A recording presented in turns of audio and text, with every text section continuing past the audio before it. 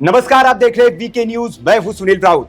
मध्य प्रदेश में चुनाव से पहले मामा शिवराज सिंह चौहान ने योजनाओं की झड़ी लगा दी है और ऐसी ऐसी योजनाएं लेकर आ रहे हैं जो वाकई में पूरा देश उस पर सोचने के लिए मजबूर हो जा रहा है।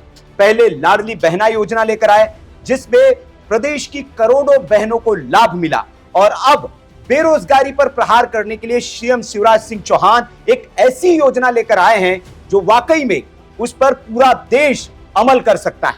क्या है योजना, कैसे इस योजना का लाभ मिल सकता है आपको और कैसे ये योजना प्रदेश के विकास से लेकर प्रदेश के आर्थिक हालात बदलने में महत्वपूर्ण साबित हो रही है, इसी पर हम बात करेंगे। बात करने के लिए मेरे साथ टीएन मनीष जी है, मध्य प्रदेश के वरिष्ठ पत्रकार है आप, और मध्य प्रदेश को की धूल को बहुत अच्छे से इन्होंने छाना है और राजनीति की समझ बनाने में ये महत्वपूर्ण भूमिका रखते हैं। तो मनीष जी से हम समझेंगे कि योजना कितनी कारगर मध्य प्रदेश में हो सकती है। लेकिन पहले थोड़ा दर्शकों को मैं बता दूं कि योजना है सीखो कमाओ योजना, जैसे कि नाम ही है। दरअसल हुआ ये कि मध्य प्रदेश में शुरुआती दिनों में शिवराज सिंह चौहान ने राज्य की जो हालत थी, बदहाल हालत, जो सड़क, बिजली, पानी की जो वहां पर समस्या थी, उसको शुरुआती शासन में मनीष जी अपने शिवराज सिंह चौहान ने अपने कार्यकाल से ठीक दुरुस्त तो किया। उसके बाद जो निवेश था वो निवेश भी आने लगा। लेकिन सबसे बड़ी समस्या वहां, दो समस्याएं शिवराज सिंह चौहान के सामने थी। पहली समस्या तो थी कि जो औद्योगिक घराने वहां आ रहे थे या निवेश जो आ रहा था, उनके पास स्किल्ड लेबर फोर्स की बहुत कमी हो जा रही थी। और दूसरी जो समस्या थी वो प्रदेश के युवाओं के पास रोजगार नहीं था। तो ऐसे में शिवराज सिंह चौहान ने एक तीर से दो निशाने साधते हुए इस योजना को लाया और सीखो कमाओ एक योजना लेकर आए, जिसके तहत अब युवाओं को शिवराज सरकार सिखाएगी भी और सीखने के दौरान पैसे भी देगी। 10,000 रुपए तक का स्टाइपेंड व्यक्ति को दिया जाएगा और ट्रेनिंग भी सरकार देगी। इसके लिए सरकार ने एक पोर्टल बनाया है, उस पर कंपनियां भी पंजीकृत है और लगभग प्रदेश के 9 लाख युवा अब तक उस पर रजिस्टर्ड कर चुके हैं, जो सरकार से मांग रहे हैं कि जी हमें ट्रेनिंग दीजिए और हम वहां नौकरी करेंगे। तो निवेशक भी सामने आ रहे हैं, जो औद्योगिक घराने वो भी सामने आ रहे हैं और बेरोजगार युवा भी सामने आ रहे हैं। और पहले बैच को सरकार की ओर से लेटर भी जारी कर दिया गया है और इसी दौरान शिवराज सिंह चौहान ने कहा कि ये इतनी शानदार मेरी योजना है कि देश का हर राज्य इसे लागू करने पर मजबूर हो जाएगा, ये मेरा दावा है, मैं ये कह रहा हूं। मैं ये समझना चाह रहा हूं मनीष जी कि अब विपक्ष जाहिर तौर पर आरोप तो लगाएगा ही कि भैया कमलनाथ ने जो अपना वचन पत्र लाया है उसमें जो उन्होंने वादा किया था कि मैं आपको बेरोजगारी भत्ता दूंगा, तो ये उसकी काट के लिए शिवराज सिंह चौहान ने योजना लाई है। निश्चित। देखिए, मैं आपको बताऊं कि मध्य प्रदेश में जिस तरह आपने कहा कि शिक्षित बेरोजगार जो है उनकी तो आबादी भी है, बिल्कुल, और दूसरा एक ऐसा बेरोजगारी तबका है जो बेरोजगारी का शिकार है, बेरोजगार तबका है जो पलायन के लिए विवश है, बिल्कुल, लगातार। खास तौर पर अगर मैं बुंदेलखंड की बात करूं जी, तो बुंदेलखंड सूखाग्रस्त है और वहां से बड़ी संख्या में स्किल्ड और अनस्किल्ड दोनों तरह का labour force Delhi, Noida, NCR, Mumbai और तमाम गुजरात, तमाम जगह जाता है। वो मजबूर है। तो ऐसे में जब एक ये मामला आया है तो इस मामले में मुझे लग रहा है कि अभी उन्होंने जैसे एक शिक्षित बेरोजगारों का मसला बताया है, हाँ, 12वीं पास से लेकर ITI और ये सब कर रहे हैं जी। तो ये जो है, ये मुझे लग रहा है ये पहला चरण है जी।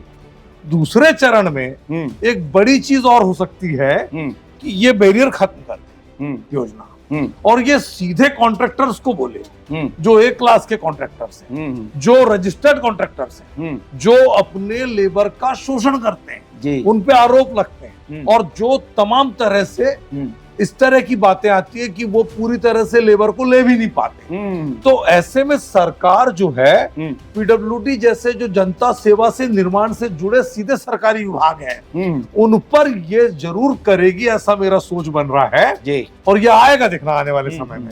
तो अभी हम पहले सीखो कमाओ में आते हैं जी, एक पक्ष को करते हैं जी। तो सीखो कमाओ में जो सरकार ने किया है, मनीष जी मैं रोकना चाहूंगा, और अगर आपने कहा ये आएगा, अगर ये मुझे लगता है मध्य प्रदेश सरकार अगर सोच भी नहीं रही है तो इस वीडियो के माध्यम से आइडिया ले सकती है। निश्चित है। जो टीएन मनीष ने जो आइडिया दिया है इस आइडिया को आत्मसात कर सकती है सरकार। और जो जिनको हम ऐसा लेबर जो आप कह रहे हैं कि प्रदेश से पलायन करके इधर उधर जाता है, उनका शोषण भी होता है, बिल्कुल हो रहा है। एक वो रजिस्टर में भी चढ़ जाएगा उनका नाम, कितनी लेबर फोर्स आपके पास है जी। तो उनका मेरा कहना है कि सरकार पहले इनका पंजीयन करे, बिल्कुल इनकी जैसे जनगणना होती है उस तरह गणना कराए जी। उसके बाद जितने सरकार के पास में लाइसेंसी ठेकेदार हैं, ए क्लास, बी क्लास, सी क्लास के, चाहे वो इलेक्ट्रिकल के हो, चाहे वो सिविल के हो, चाहे वो किसी भी डिपार्टमेंट से हो, और गवर्नमेंट की नजरों में है, उनको मालूम है कि गवर्नमेंट को रेवेन्यू दे रहे हैं और आईटीआर भर रहे हैं। अच्छी बात ये हो जाएगी कि जो सिविल का वर्कफोर्स है अभी तो ये अनस्किल्ड है, बिल्कुल, तो उनको स्किल्ड भी हो जाएंगे। उसको स्किल्ड ऐसे होंगे कि जितने भी इस तरह के इंस्टीट्यूशन चल रहे हैं, सिविल इंजीनियरिंग की पढ़ाई कराते हैं, दूसरी डिप्लोमा कराते हैं, डिग्री कराते हैं, तो वहां के जो लोग निकल करके आते हैं, अगर उनको इंस्ट्रक्टर बना दिया जाए और एक एक सिविल कॉन्ट्रैक्टर जिसके पास में 500-500 हजार लेबर की फोर्स की जरूरत है, उसको अगर एक एक इंस्ट्रक्टर गवर्नमेंट दे दे कि ये इंस्ट्रक्टर है जी, इसको हम इतने हजार देंगे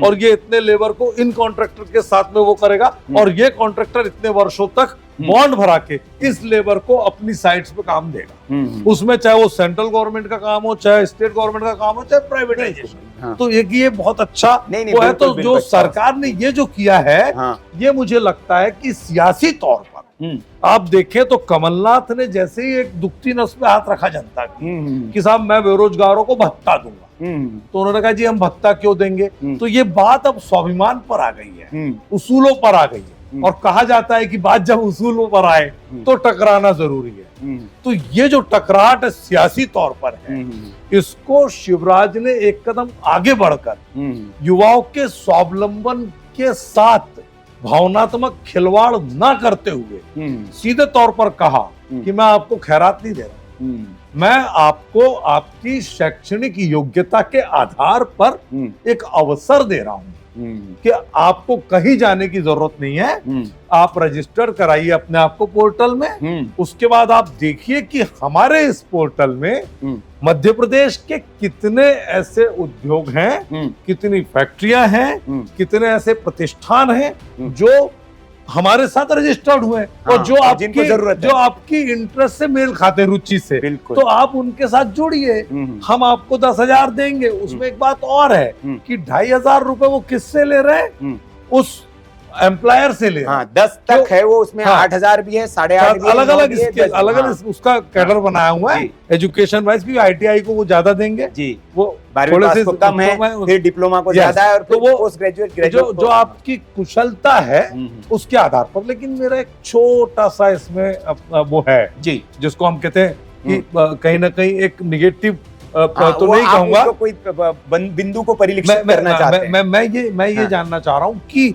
जैसे मोदी सरकार ने बड़ी कौशल भारत, कुशल भारत का बड़ा नारा दिया और बहुत उद्यमिता की बात की और सब कुछ हुआ, सरकार की मंशा पूरी अच्छी थी, बहुत अच्छा हुआ, लेकिन बहुतेरे लोगों ने इसका लाभ इस तरह से लिया कि खुद की तो तिजोरियां भर ली, सरकार बदनाम हो गई, लेकिन वो जमीन पर सरकार की योजना साकार नहीं हुई, उद्यमिता का वो विकास नहीं हुआ। तो इसमें सरकार ने, मध्य प्रदेश की सरकार ने अगर इसको एक मॉडल बनाना चाहती है, जैसे शिवराज जी का, मुख्यमंत्री जी का मामा का ये मानना है कि ये पूरा देश इसको लागू कर सकता है, दूसरे राज्य इसको अनुसरण करेंगे और हमारी ये जो योजना है ये देशव्यापी मॉडल बनेगी, तो उसमें कोई छिद्र तो नहीं है, कोई विसंगति तो नहीं है। बिल्कुल, बहुत अच्छा पॉइंट ये देखना पड़ेगा। नहीं, बहुत अच्छा पॉइंट आपने मनीष जी उठाया। जितना मैंने इस योजना को पढ़ा है, जितना समझा है, वाकई में निश्चित तौर पर दरअसल सरकार ने ये किया है कि बिचौलिया कोई है नहीं, आपको पोर्टल पे आना है, वहां से आप कंपनी चयनित करते हैं, और कंपनी चयनित करने के बाद कंपनियों के पर भी वहां पर जब सवाल जवाब हुए, मैं जब ये योजना लॉन्च हो रहे थे तो बच्चों से सीधे मामा ने संवाद भी किया,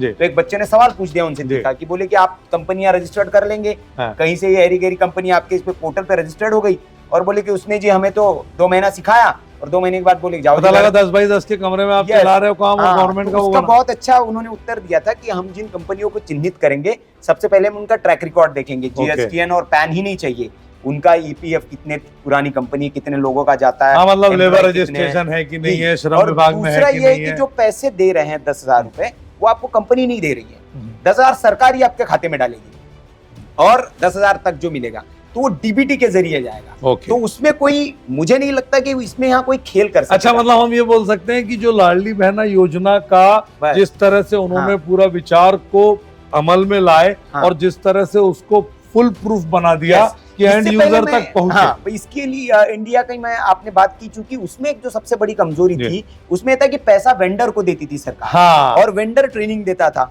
अब हो क्या रहा था कि वो नीति में गड़बड़ है, नियत में। आधार कार्ड लेके बस वो दिखा देता था इतने प्रशिक्षणार्थी है मेरे पास, और वो आधार कार्ड पे पैसे इशू हो जाते थे। प्रशिक्षणार्थी रियल में कन्वर्ट नहीं हो रहे थे। लेकिन यहाँ ये है कि चूंकि आपको उसी के खाते में पैसे जाएंगे, यूजर पे जा रहा है सीधे। आधार कार्ड से काम नहीं चलेगा। तो ये बहुत अच्छा, इस पर स्टडी करके मुझे लगता है कि शिवराज सरकार ने योजना बनाई है, और वाकई में बहुत अच्छी योजना है कि जो बेरोजगारी पर एक, क्योंकि कहते हैं कि बेरोजगारी तो सब चिल्ला रहे हैं कि बेरोजगारी बहुत है, लेकिन उसे दूर करने के लिए काम कौन कर रहा है? तो निश्चित तौर पर ये जो योजना है मेरे हिसाब से ये उस बेरोजगारी पर एक प्रहार तो है ही, लेकिन एक जो अनएम्प्लॉयमेंट के साथ साथ जो स्किल्ड लेबर फोर्स की कमी है उस पर भी ये प्रहार है कि हम एक स्किल्ड लेबर फोर्स प्रदेश में बनाएंगे। और मध्य प्रदेश में ही क्यों, फिर आप जो युवा तैयार होंगे वो बिहार भी जा सकते हैं, वो यूपी भी जा सकते हैं, गुजरात भी जा सकते हैं, और वो उनकी वो कहते हैं ना वैल्यू ज्यादा होगी। फिर अभी मैं अनस्किल्ड हूं तो मेरी वैल्यू कम है, उनको एक सर्टिफिकेट भी देगी मध्य प्रदेश सरकार। तो जब वो ट्रेंड होके जाएगा तो जाहिर तौर पर इसकी वैल्यू जो होगी अनस्किल्ड लेबर से ज्यादा होगी। निश्चित है। हाँ। तो मेरा ये कहना है कि ये पूरी जो योजना सरकार ने बनाई है, हाँ, इसके कुछ दूसरे पहलू और फायदे भी हैं जी, जैसे कि पलायन। बिल्कुल, पलायन बहुत बड़ा मुद्दा है जी, और ये पलायन इससे रुकेगा। हाँ, वो उसके घर में अपने को नौकरी मिलेगी क्योंकि उसको उसके शहर की कंपनी चिन्हित करके कर सकता करेगा। दूसरी बात क्या है कि वो 10,000 रुपए यहाँ पर उसको घर में मिल रहे हैं, बिल्कुल, पलायन के बाद उसको 12 मिलते हैं। हाँ, तो बहुत बड़ा अंतर नहीं है। नहीं, या 15 मिलते हैं। वहाँ पे तो बड़े शहर में जा रहा है, सब कुछ किराए का, भोजन पानी का सबकी व्यवस्था है उसके लिए, वहाँ पे जीरो। यहाँ पर जो है उसको वो ग्रामीण परिवेश का है, तो घर का अनाज दाल है उसके पास, सब है, उसको कुछ करना नहीं, छोटा मोटा उसका खर्चा है, तो उसकी बचत की प्रवृत्ति भी इसमें बढ़ेगी, और कहीं ना कहीं स्वावलंबन की इसमें भावना आएगी, और कहीं ना कहीं उसको लगेगा कि हम आत्मनिर्भर हो गए हैं, स्वावलंबन के साथ हुए, और हम खैरात नहीं ले रहे, हम भीख नहीं ले रहे, हम सरकार के रहमो करम पर नहीं जिंदा है, हम अपनी योग्यता के आधार पर, जितना हम पढ़े लिखे हैं उसके आधार पर हम सरकार के द्वारा। और सरकार ने इसमें क्या किया है, सरकार ने इसमें उस सरोकार के साथ में सरकार ने अपने आप को जोड़ते हुए एक संवाद का सेतु बनाया है, और संवाद के सेतु के साथ में इस योजना को सरकार अगर ला रही है तो उन तमाम उद्योगपतियों के बीच में और ऐसे लोगों के बीच में कड़ी का काम कर रही है, सेतु का काम कर रही है, जिसमें कहीं कोई बुराई नहीं है। लेकिन एक पॉइंट मैं और मनीष जी देना चाहूंगा, जैसे आपने कहा, क्योंकि क्या होता है कि सरकारों का कोई भरोसा नहीं है जी, भाई खजाने पर बोझ पड़ने लगेगा जिस दिन बंद कर योजना बंद, बिल्कुल क्या हो सकता है सियासी धमाका दे रही हो जी, ये भी प्रश्न उठेंगे। इसमें अच्छी बात ये है मनीष जी कि जब आप युवा को ट्रेंड कर दे रहे हैं तो वो फिर आपके रहमो करम पे नहीं है, फिर उसके पास एक स्किल आ गया, ऑप्शन है उसके पास ऑप्शन, वैकल्पिक बहुत सारी व्यवस्थाएं। रोजगारी भत्ता में क्या है, बेरोजगारी भत्ता में भाई खजाने पर बोझ है, ये खजाने पर बोझ नहीं है। कैसे? आप जो पैसा सरकार 10,000 रुपए दे रही है प्रदेश के युवा को ही दे रही है, क्योंकि योजना का पहला जो अनिवार्यता है वो कि प्रदेश का युवा होना चाहिए, ठीक है, मूल निवासी प्रमाण पत्र उसी के खाते में पैसे जा रहे हैं। तो वो पैसा जो होगा जब बाजार में जाएगा, जैसे हमने लाडली बहना योजना की बात की, तो जब वो पैसा 10,000 रुपए जो महीने का आएगा युवा के, जाहिर तौर पर लिक्विडिटी बाजार में बढ़ेगी, बाजार में पैसा बढ़ेगा तो मध्य प्रदेश की अर्थव्यवस्था भी सबल होगी। ये भी एक इसका पहलू है जी, ये पहलू बिल्कुल है। हाँ। ये पहलू अभी छोटा दिख रहा है जी, क्योंकि अभी क्या है, जो पिछला आंकड़ा था 7,000 के समथिंग कुछ थे जी, जिसमें इन्होंने जोड़ा है।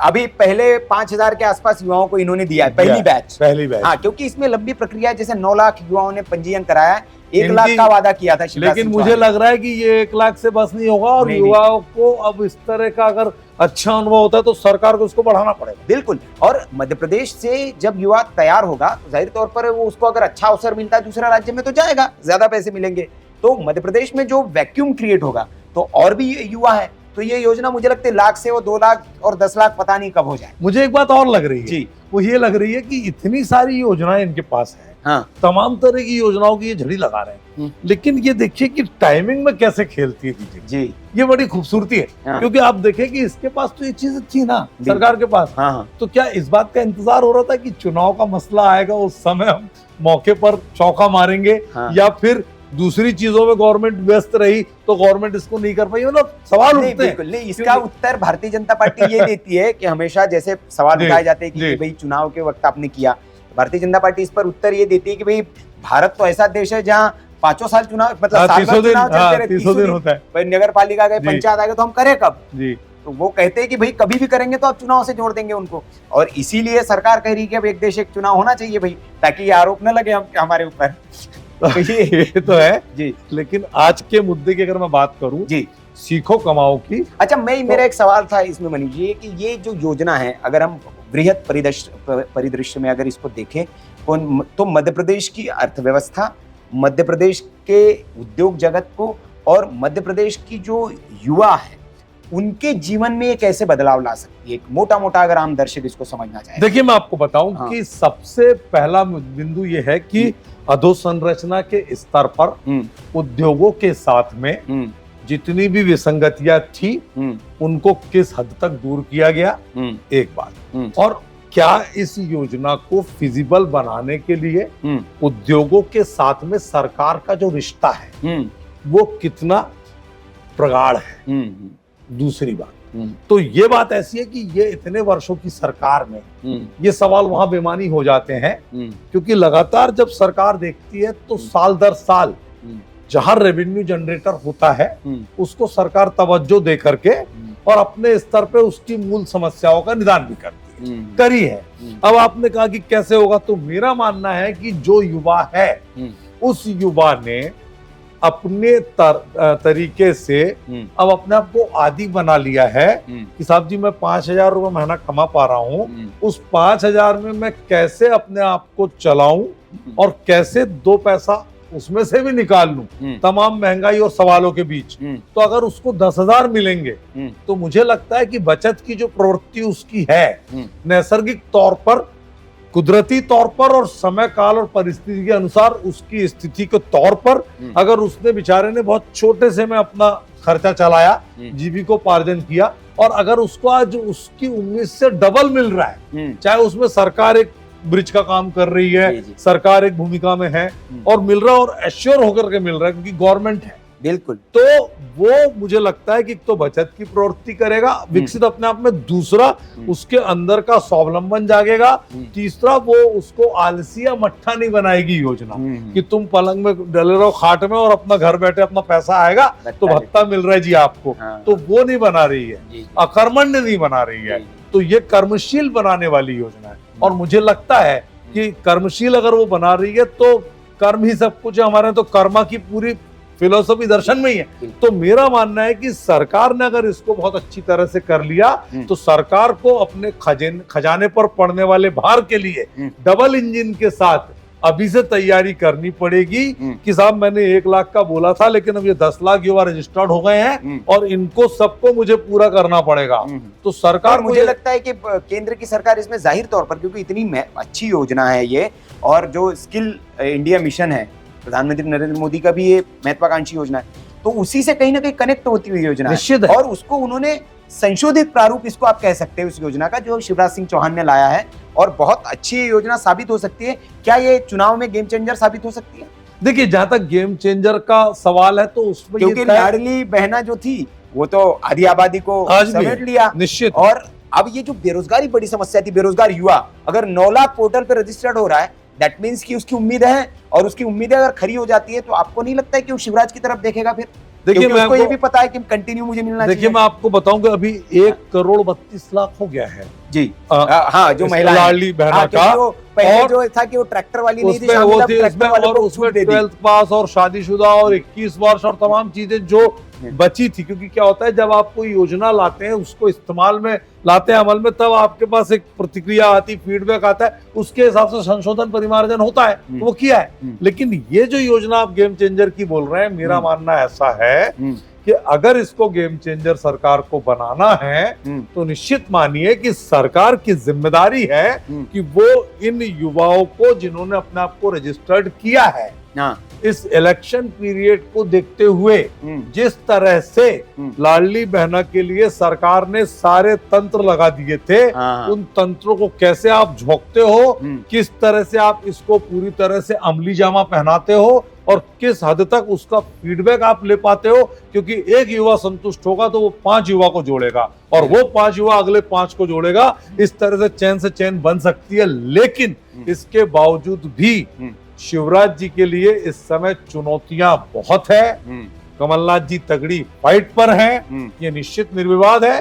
अब ये देखना है कि कौन किसके ऊपर बीस साबित होता है। तो ये जो योजनाएं हैं, अगर इस तरह के धमाके होते हैं मध्य प्रदेश में और वो धमाका जिसके लिए किया जा रहा है उसकी गूंज अगर उस जमीन तक पहुंचती है, तो मेरा मानना है कि अगर ये गेम चेंजर युवा वर्ग के मतदाता के बीच हो जाए तो इसमें कोई बड़ी अतिशयोक्ति नहीं है। चलिए, बहुत बहुत शुक्रिया आपका मनीष जी, आपने विस्तार से इस पर बात रखी। मध्य प्रदेश को आप बहुत अच्छे से समझते हैं और वाकई में हमने जितना युवाओं से अभी बात की, महिलाओं से बात की, तो अभी तो मामा मामा हो रहा है, लेकिन ये भी निश्चित है कि सामने से भी फाइट है, क्योंकि उन्होंने भी कुछ वादे कर रखे हैं।